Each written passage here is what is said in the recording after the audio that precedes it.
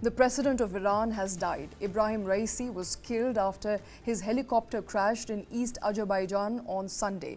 Among those who died are Iran's foreign minister and several other key officials. The 63-year-old was the potential successor of Iranian Supreme Leader Ali Khamenei.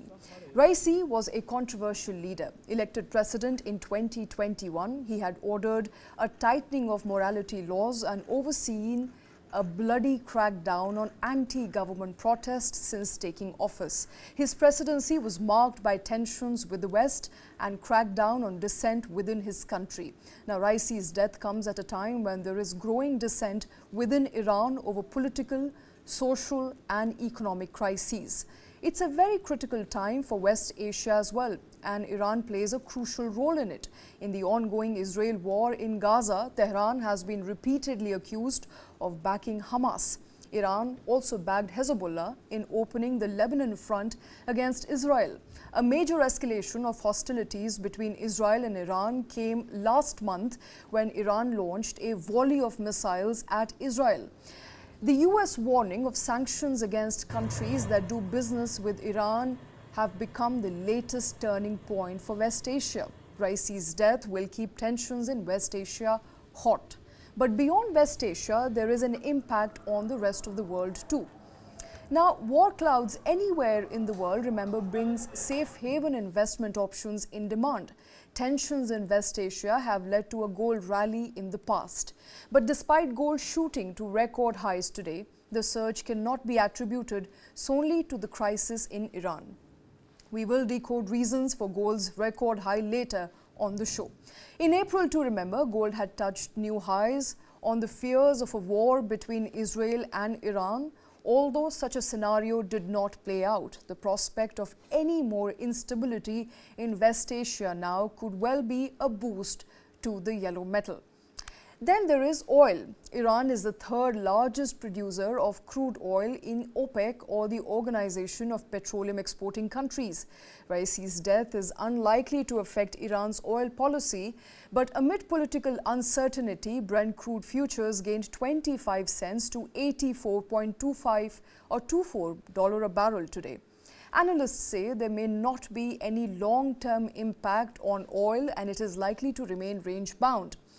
And finally, India. There is the question of India. Prime Minister Modi in his tweet said that he is deeply saddened and shocked by the tragic demise of Dr. Syed Ebrahim Raisi, and India stands with Iran in these times of sorrow.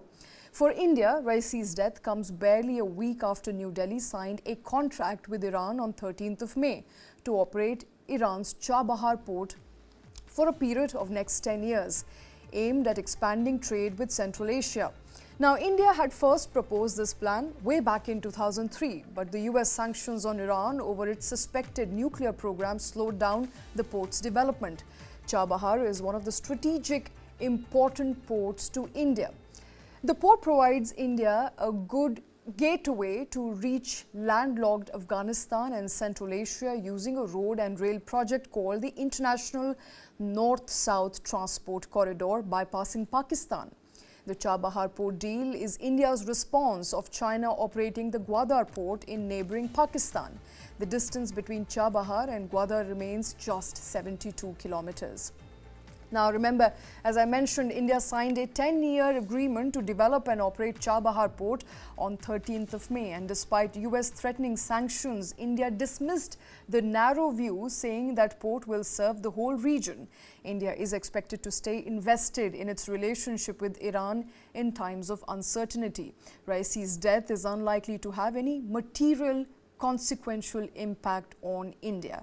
Apart from the Chabahar port, India's economic ties with Iran are supported by import of oil and export of petroleum products, rice, machinery, metals, pharmaceutical, tea and chemicals amounting to $1.86 billion in bilateral trade.